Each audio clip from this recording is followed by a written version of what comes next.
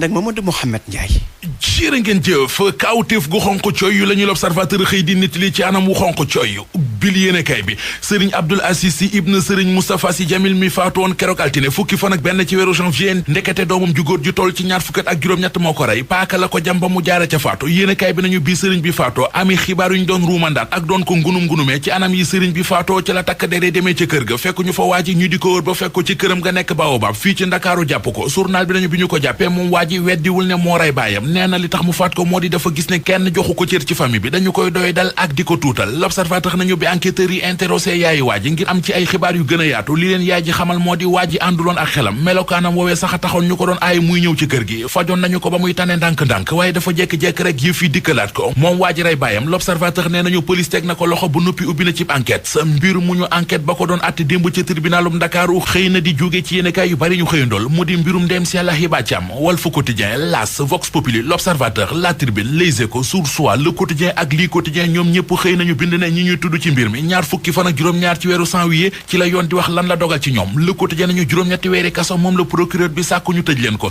Le Témoin nañu kon day léegi tey ñu dellu seeni kër bu siis bi jëfee càkkute fu procureur bi tëj leen juróom-ñetti weeri kaso daanaka ay fan rekk leen di dese ci kaso bi kon L'Observateur nañu lu yoon di mën di dogal ci ñoom ci biti la leen di fekk ndax muy Dame Amar Poupette Diadia Taal Neex ak compagnie liberté provisoire bi leen seeni avocat doon wutal yoon nangul na leen ko ci mbir moomee ba tey Vox Populi mi ngi ñu ciy xamal ne njabootug ndéem si Yàlla Hiba Thiam ñoo ngi sàkku ci tribunal ñu dàmpe leen $1 milliard waa ji di Dame Amar yéenekaay bi mi ngi ñuy xamal ne li ko gën a dugal ci coow li moo di message yu mu envoyé woon luuti ba ak neex xibaar bu xaw a neex ci mbiri Diary Sow mi ngi ci l'Observateur ab source diplomatique moo xamal waa l'Observateur ne Diary Sow def na signe de vie maanaam luy wane ne moo ngi dund waaye nag li fekk demuñu ba gis ko mu nekk ci jàmm ak salaam duñu mën a solo ci wax ji ñu wax léegi ci corona bàjjo bi lii quotidien nee nañu vaccin yi ñuy xaar ngir mën a aaru ci wopp ji vaccin yooyee bu yegsee sénégalais yépp la ñuy ñàkk laata weeru mars 2022 le quotidien nañu loolee mooy plan bu Macky Sall bëgg na balay weeru mars 2021 ñi ñu tuddee ay cible prioritaire téeméer boo ci jël ñu fexe ba ñàkk ci ñoom juróom-ñeent fukk yee ñeneen ña ca des ñu ñàkk leen balay weeru mars 2022 fa ñu dëxëñ pexe yi ñu nas ngir ñàkk nit ñi mu di plan stratégie nationale vaccination ministre de la santé Abdoulaye Diouf Sarr journal Source A nee nañu jox na ko njiit réew mi démb la ca nekk bokk na ci yéene ju ñu am ngir ñàkk ci phase bu njëkk bi lu toll ci 3 millions yi doomi aadama ak genn wàll am na it juróomi candidat yu yëglu ngir jox Sénégal ay ñàkk Sud Quotidien ñu lii comme guerre